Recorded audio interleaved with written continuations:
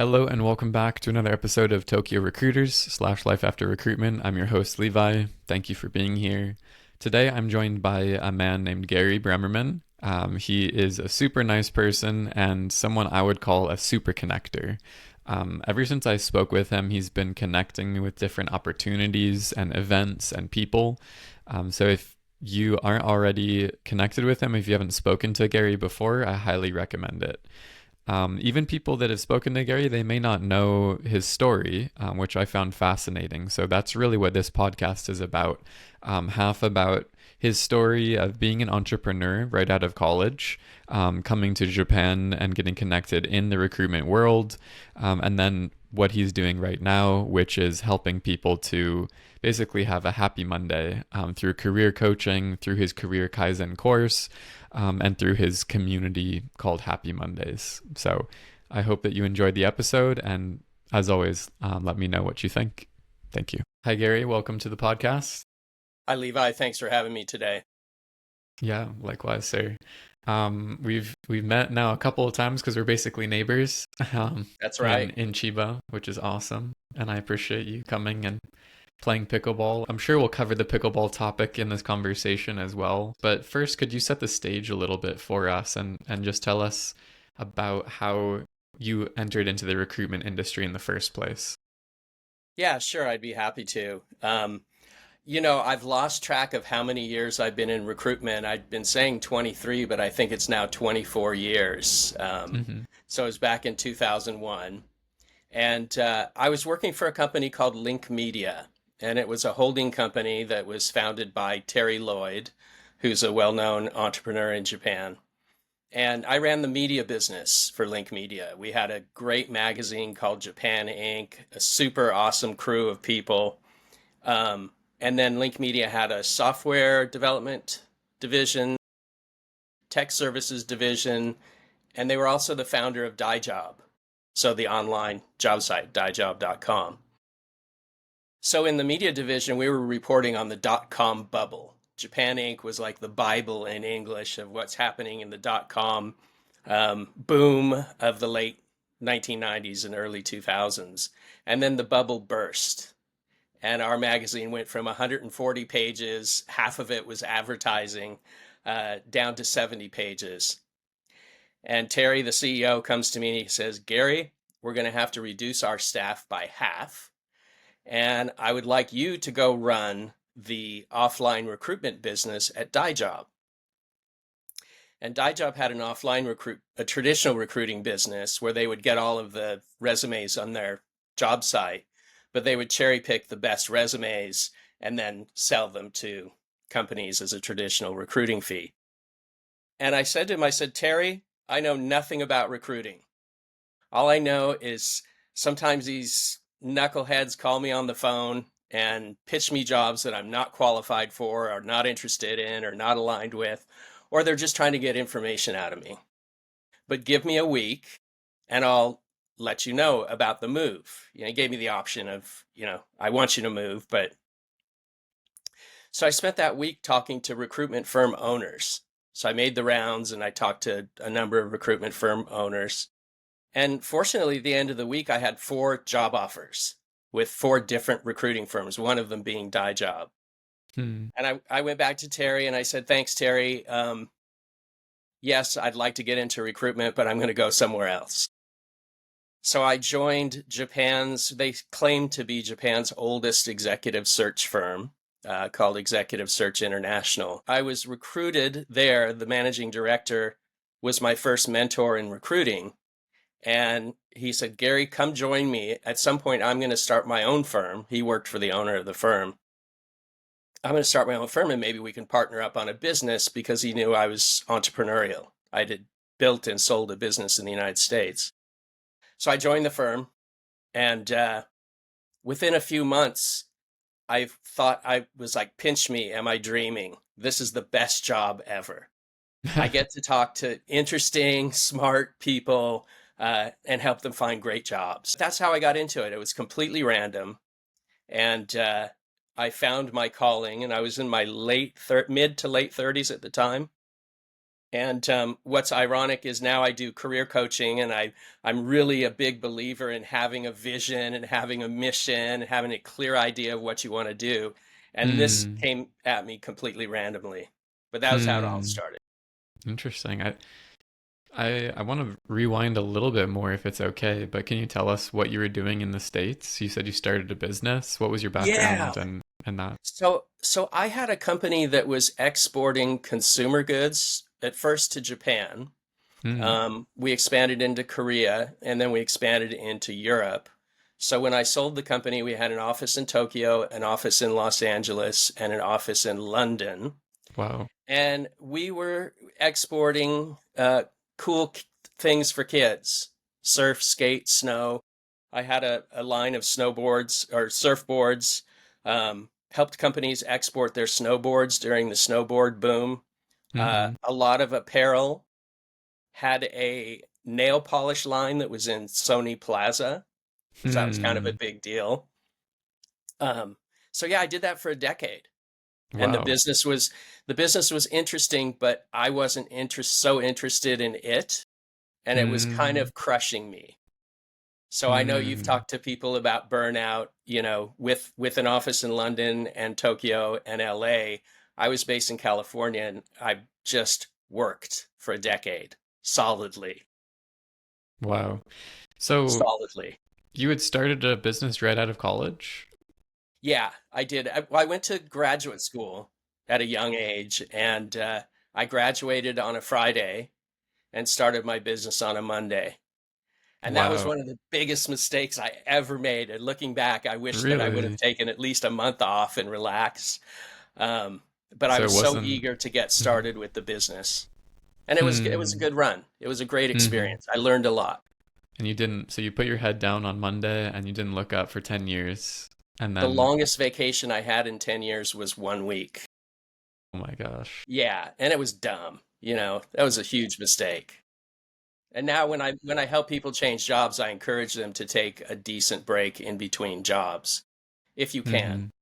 A lot of times the new employer wants you to start as quickly as possible, and some people do Hmm. quit on a Friday and start on Monday. But I Hmm. really encourage people to get a break so they come in fresh and Hmm. relaxed and ready. Yeah. Have a happy Monday. Have a happy Monday. Not for the first Monday, at Yes. least. Okay. That's quite an impressive background that you have even before joining recruitment. And then you came to Japan because you felt burnt out and you just wanted to travel and stayed, or Yeah. what was that like? So no, that's a common story. I came here in '99, and my wife and I returned. She's from Tokyo, and was like, "Let's go to Japan for a few years." I'm, Mm, I joke that I was semi-retired, but I didn't really cash out on my business. I made a decent amount to get out, but mm-hmm, um, I had to get back to work. And Terry was in the same business organization, a global business organization. At the time, it was called Young Entrepreneurs Organization, mm, and it's now called mm-hmm, Entrepreneurs Organization. mm, And so I reached out to Terry. It's like, hey, Terry, I'm moving to Japan, looking for something fun to do that's not going to kill mm-hmm, me. mm-hmm. And he said, well, why don't you join me and run one of my divisions? It's like, okay. Wow. Is that the place where you met your coach that you were telling me about the other day? Yeah, so I had my coach at towards the end of my run with my business. And Okay. he was also a member of Young Entrepreneurs Organization, and his goal was to become a coach. Uh, and coaching in the '90s was a relatively new thing. So he coached me through the entire transition from me, working like a maniac and hitting the wall, the burnout wall, Mm-hmm. um, and helped me put the business up for sale, get it in shape to be Wow. acquired. And one thing he did, he had me do yoga every morning Mm-hmm. for a year and a half, I guess. I was just Mm-hmm. waking up in the morning and doing yoga just to get to, borderline chill. Yeah, it was Wow. quite an experience. So coaching has always been something I've had a deep interest in because Interesting. it saved my life. Wow. I mean, that's a pretty important testimonial, I guess. Yeah. And um, I guess you burnt out before it was cool as Yeah, well. yeah, I was a fan of burnout before You people were knew all the about it. you're one of the Yeah, original burnouters. yeah. Okay, great. So then you came to Japan and you found recruitment and you were passionate about this. And then it's continued and you've been a recruiter, like you said, for 23, 24 24. I'm years gonna start now, saying 24. Yeah. 24 years. And then what was your run like over those 24 years? I mean, you're still recruiting, correct? Yes, very actively recruiting. And yeah, I've done a bunch of different things. I started as a associate or consultant. I guess title was consultant, but doing 360 recruitment at the first firm.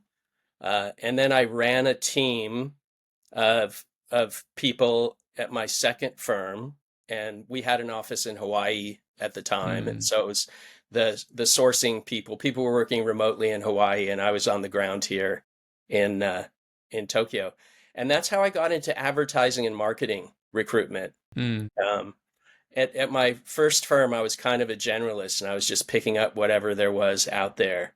But the firm I joined, the second one, was specialized in advertising and marketing.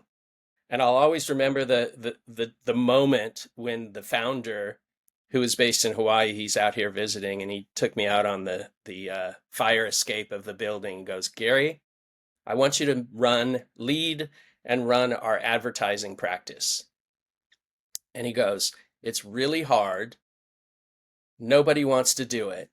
But because it's really hard and nobody wants to do it, it's a great opportunity. And Hmm. my business in the States was very involved in brands and marketing and um, consumer goods. And so I said, yeah, I'll do it. I'll give it a try. Um, Hmm. and I've been specialized in advertising and marketing ever since. Do you think having that background helped you? I think it did, although on the like big advertising, corporate advertising side, I had no experience other than Hmm. having seen a lot of TV commercials growing up. Okay. Um, so I've always felt, especially in my early years, as an outsider, not coming out of industry or starting like as a real noob. But I worked really, really hard in my first year, the first 12 months, to learn everything I could about advertising. Mm. So there's, the old Bible of advertising, Ogilvy on advertising, and I just devoured books and I would talk to people about what they do. Um, and it's gotten to the point now where marketing and advertising professionals will come to me to talk about Mm. ideas because Mm. they know in my role as a recruiter, I get exposed to a lot of different ways of thoughts or approaches to marketing. Now, I always tell them it's like I can't share any confidential information with you. I'm not going to rat out my other Hmm. clients. But there is, a level of discussion that I can have on the topics of advertising and marketing that I believe has value for real professionals in industry. So Excellent. it's been fun. Yeah. Nice. So you've been successful as a recruiter, and then this is kind of maybe we're in the middle of phase three, in terms of your next steps, and you're slowly building out this kind of side hustle right now that might become a main hustle potentially. Can you tell Yeah, us a little bit about the inspiration for this? And sure. Yeah, thanks for asking. Yeah, phase three is probably a good way to look at it, because I've done a few different things within the recruitment world. But I've essentially been an independent recruiter since 2004. mm. So very early on, I went to 100% commission type of setup. Hmm. So I've always worked on commission now for 20 years. Um, but I did it in different ways. And then through my whole recruitment practice, the a very common thing I noticed is people would come to see me, candidates would come in to see me, and we'd sit across the table from each other. And I would say, so, what do you want to do next? What are you looking for? What's the dream job? What's the ideal situation? If you could wave a magic wand, what would your next job look like? And I have some really talented, successful people look at me like a deer in the headlights. And they would say, "Gosh, Gary, I don't know. What do you have for Mm. me? Mm-hmm. What are you going to sell me?" Mm. And I said, "Well, it helps me to serve you if you could help me understand your long-term career goals, what you're really looking for." Um, and of course, there's an element of criteria elicitation and getting some information to help, connect them with whatever job that is. But I was really interested in hearing from people what their dreams were, their hopes were, or what their goals were. And so many people didn't have a clear vision of what they wanted. Mm-hmm. The other thing I noticed is that people didn't understand how to work with recruiters to get the results that they want. Mm. And, we talk about the different kinds of recruiters, or, who are you talking to? What kind of jobs are you applying to? And I felt like people weren't taking the time to really think deeply and systematically about who they are, what they're good at, and what they want to do with the rest of their life. And Mm. I thought, well, I'd like to put something together to help people kind of, skill up. And that was the seed for what's now called Happy Mondays. And the first thing I did was I made a email course called 7 Steps to Career Clarity. And you'd sign up for the email course, and every day you'd get an email. Here's step 1, step 2, step 3. And I realized that the format was not as effective as a workbook. So I made the workbook into the email course into a ebook workbook that I give away to anybody for free for now. Um, and then that has morphed into the entire Happy Mondays framework. So Mm. it's the ebook, and then I sell a course called the Career Kaizen course. And the Career Kaizen course is a self-paced e-learning course that has 24 learning modules that I call the Core 24. And it's the whole thinking behind it is really simple. It's like if you pay attention to, learn about, and master over time these 24 topics, you're going to have a very distinct advantage in your career. And the two things I really focus on is accelerating your career growth, but also finding more joy in the work you do. So job satisfaction, being happy. And it's called Happy Mondays because the goal is to wake up on most Monday mornings, not all, happy about the work week ahead. Mm. Beautiful. I mean, I think being a coach, I see a lot of people like this. There's a ton of people who reach out with no idea what to do next, have no idea what their goals are. They have no idea even maybe what makes them happy. Yeah, and And it's, it's okay. It's yeah. natural. They just don't Mm-hmm. have the frameworks or the support, Mm-hmm. and you're providing people that support through your coaching work. Yeah, but it's not as much of a framework, I think, as what you have developed. And so I think it's really interesting that you have a system, you can systematically kind of dissect these things and put them on this roadmap to a happy Monday. So Yeah, can, thanks. can I dive a little bit into like could you give me three topics just Sure. off the top of your head? Oh, Like what there's are so three many. of the modules?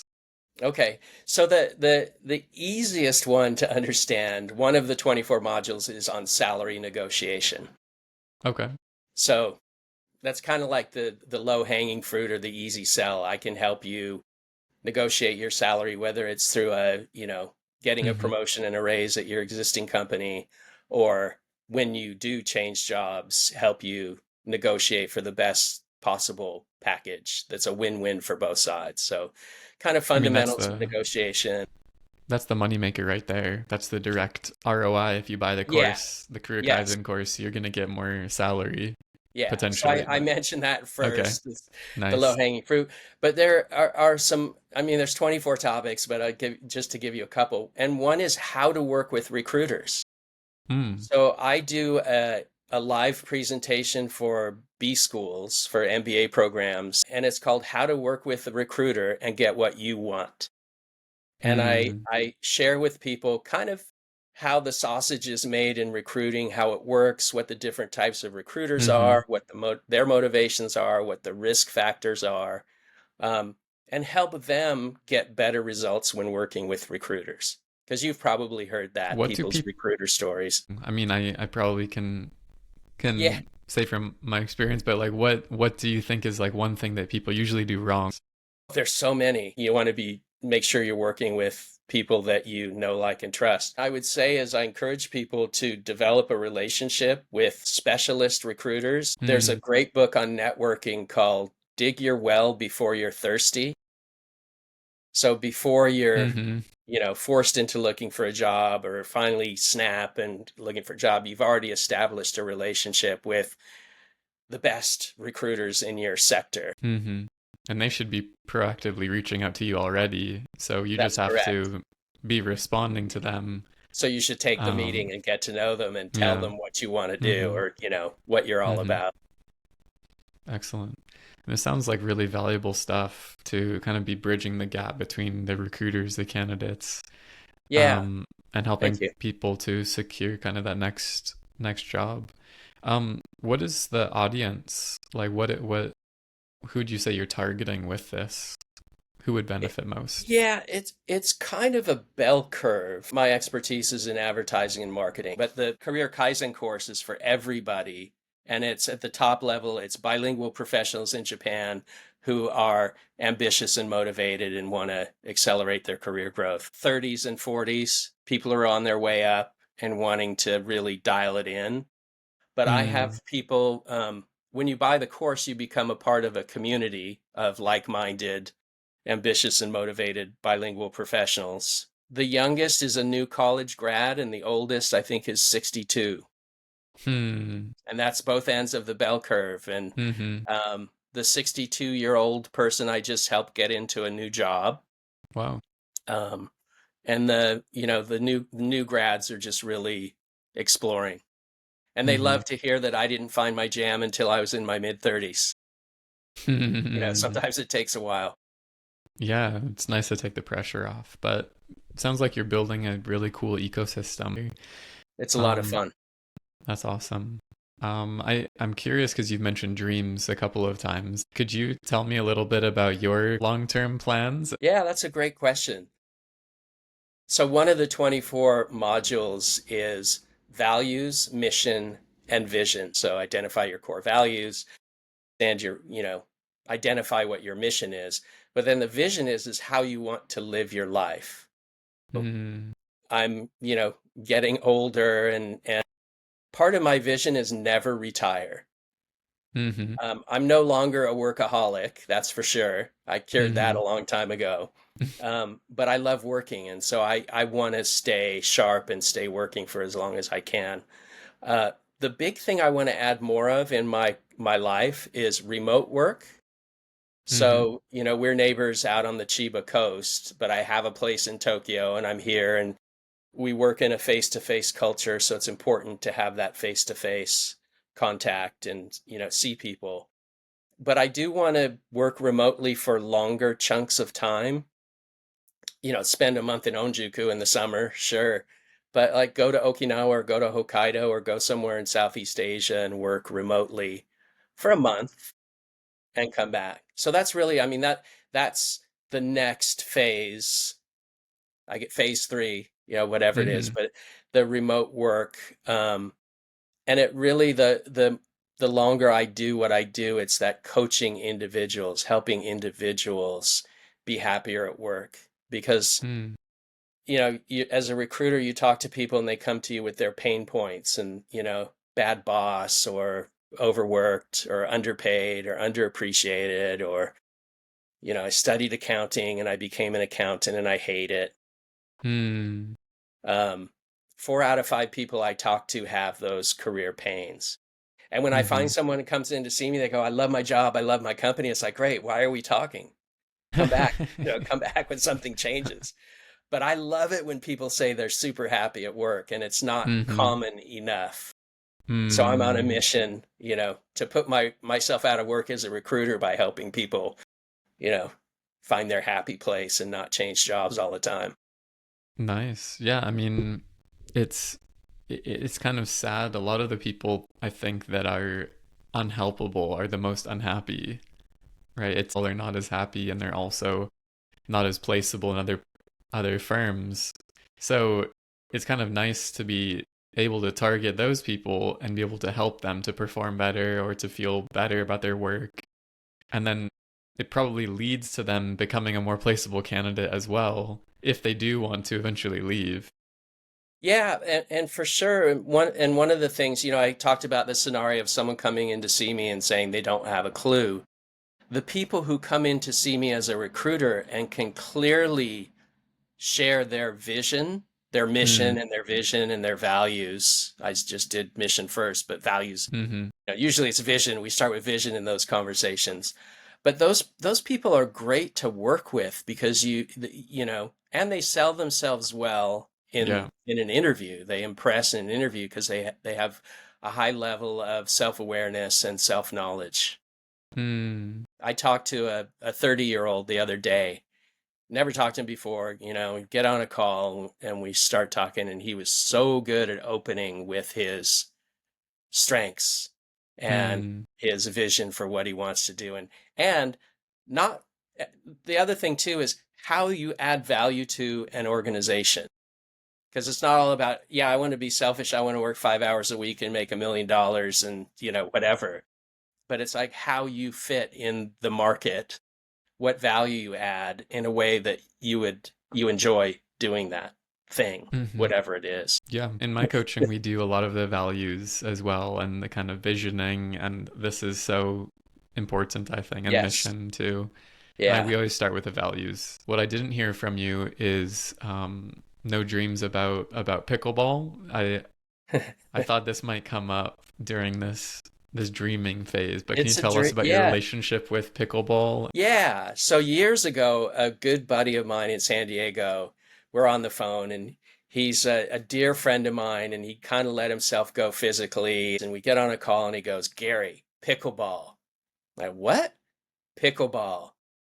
He says, it's the one thing that gets me off the couch and gives me a reason to keep fighting the good fight. He says it's a fun Wow. sport, it's social. Um, And so then, I get on the internet and I look at it and it's like, okay. And since it got on my radar, it's really boomed in North Mm-hmm. America, and it's currently in early boom phase here in Japan. Mm-hmm. So my dream, coming back to the dream, uh, is to put together a pickleball facility in Onjuku, which is the beach town that I spend part of my time in, so that people can come together and play pickleball. And you and I have played a couple times up in your backyard in Ichinomiya, and it's just Mm-hmm. super fun to get out and play. Play a bit. It's not overly strenuous, um, and it's super fun. And you bring people together, and so that's my one of my hobby projects. Beautiful. Yeah, I mean, I think it's going to continue to be booming. It seems Japan seems like the right place for it with all the elderly people, and tennis It's is just, inevitable. yeah, it's Yeah, inevitable. yeah. Um, yeah, it's just like a better version of tennis, maybe in between tennis and takyu, like ping pong. For the listeners out there who don't know, you can look it up on Google, pickleball. But Pickleball. Yeah. um, Come out to Boso Peninsula and play with us. yeah, nice. I guess one thing that came up for me is that I think there's some people out there, like you said, they don't know their dream. They don't know what they want in the future. That was me at some point. Sounds like it was you as well. Everybody. Yeah. It's everybody. And something that worked for me, but worrying less about that, some big mission, and worrying about like, what is this? What is my why almost? And more just the how of how do I want my day to look? What do I want to be doing in this day or in this week? Getting outside, doing some kind of physical activity, volunteering, working with smart people, making a certain amount of money. Like that really helped me to solidify because I had that at least one step ahead. This is how I want to live my life. The how. Even if I didn't have this grand vision of this created yet. So I don't know if Yeah. this comes up. Yeah. I actually talked to someone earlier today who was in transition, and he was introduced to me, and he goes, "Gary, I see what you do, and I'm really not into like having a career or building a career or having a," and I go, "Dude, that's totally okay. It's Hmm. totally okay." And and I shared the story about it took me a while to figure things out, and hopefully he went away feeling less pressure and stress. That said, I do think that, and academic studies show is that those who have goals and objectives and are moving towards something, they tend to do much better and they tend to be happier. Hmm. And the one thing I say is you could say I want to be president of $100 million software company. It's like something super specific, right? Hmm. And it's fine to be moving in that direction if that's what you think you want, but don't close yourself off to other things. And recruiting was a classic example for me. I mean, I really knew nothing about recruitment. You don't know what it's like until you get into it. And as you know, a Hmm. lot of people try it and it doesn't suit them, and that's fine Hmm. too. We don't always have all the answers. It is good though to be moving forward, because if you're moving forward, you're going to come across something that you Yeah. may not have considered or seen. I feel like this is really the key is just moving forward. Even if it's slowly, it's okay. It's actually probably better if it's like a sustainable pace rather than a Yeah, sprint forward. I mean, running the fast down the faster, wrong road. yeah, I mean, the faster that you go, I think the faster that you run into that wall, probably. Yeah, But maybe if you don't run as fast, then you don't hit the wall at all. Um, Whereas if you're just staying in place, then you're never going to get anywhere, and it's pretty yeah, depressing, I think, for and it can people. bring you down. It You brings can you get in down a for downward sure. spiral So, too. So, yeah, action is good. What it's action is a thing I talk about a lot. So, the mm-hmm. ebook, the 7 Steps to Career Clarity ebook, is about career planning, Mm. and the Career Kaizen course is about doing the doing part, Ah, the okay. actions you take. Um, Interesting. and I encourage people to have conversations with others about career Mm-hmm. things, career conversations, Mm-hmm. which And leads to you, career clarity, but you got to take action. You can have yeah, all the great ideas in the world, but if you don't act on it, nothing happens. yeah. So for anyone listening to this, one potential action could be to reach out to you, I guess, about Sure. Yeah. individual coaching for career coaching or your ebook or the Learning The Kaizen Happy Mondays community. or Yeah. Happy Mondays Sure. community. So, Yeah. I welcome that. excellent. And yeah, the ebook's free.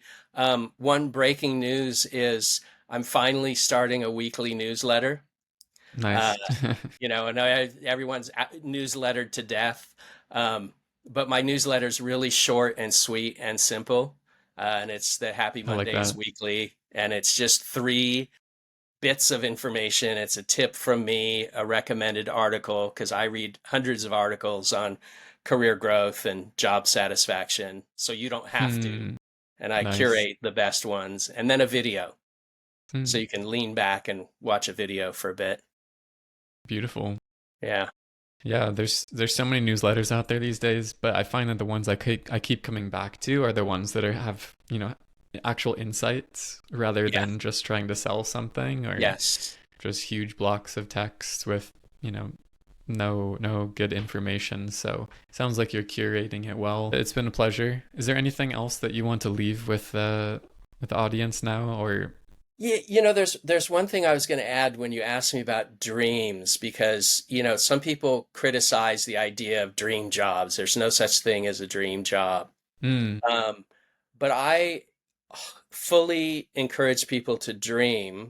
And one of the steps in the 7 Steps to Career Clarity is called Your Dream Jobs, 2 dream jobs. And so I get people to think about what they would do if there were no limitations.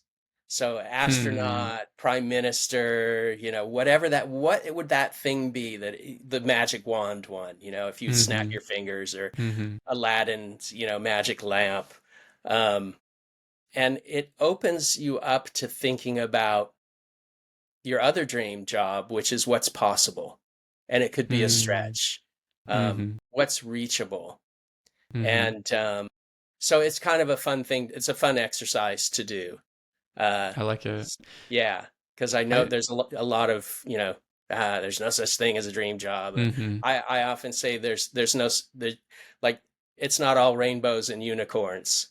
Work mm-hmm, is work. Sometimes you got to mm-hmm. slog through some really tough times, and Yeah. I've had plenty of that as well. But when Mm-hmm. you're in your groove and you're doing something that's meaningful and you're good at, um, life can be pretty sweet. Yeah, definitely. I have people ask me all the time, like, what can I do with my recruitment knowledge and skills? And it's like, what can't you do, really? I mean, you're an example of this as well, but there's tons of possibilities.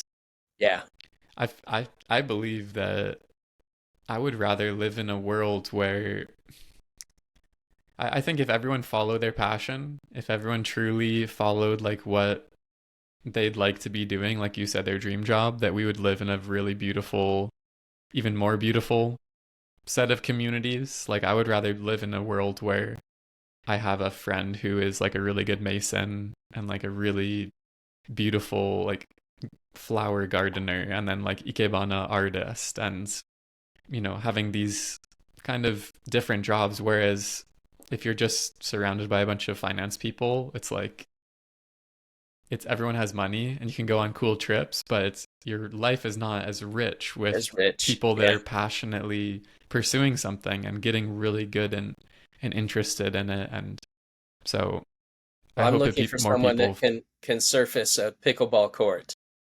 yeah, exactly, like a concreter or even a pickleball coach, right? Yeah, Like someone who's organizing it all. So I hope that yeah, people follow these things, stop being so rigid in their way of thinking, and I think everyone will be happier for it. So more happy I don't know. Mondays.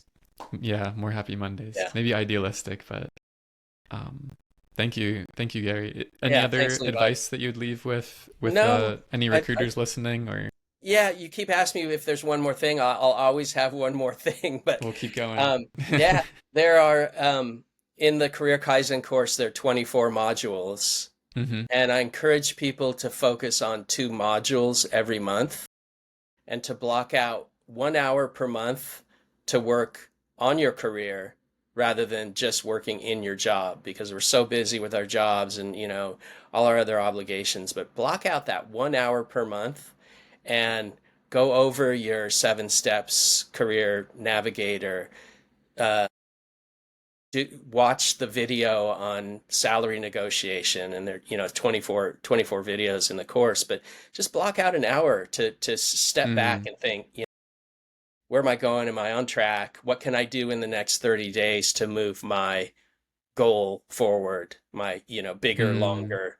Um, in the meantime, we're like, got to get to work on time and got to get that filed. And, Mm-hmm. that's the reality of life. But Yeah, moving forward is the yeah, key, like we said, I think slowly yeah, even. And having a mentor or a coach who is going to keep you accountable to that makes it all yes, the better, in my opinion. I mean, I have people like this in my life because of that exact reason to check in, have that check-in point, for make sure sure. things are going in the right direction. So that's great And advice. that's another, I told you I keep going. That's another module in the Career Kaizen course is the power of accountability partners, which is like Mm-hmm. a co-coaching, a peer relationship. Mm, Um, and that's something I have an accountability partner, and we talk every 2 weeks and we keep each other mm-hmm. on track. And it's super. Gold. Yeah. Yeah.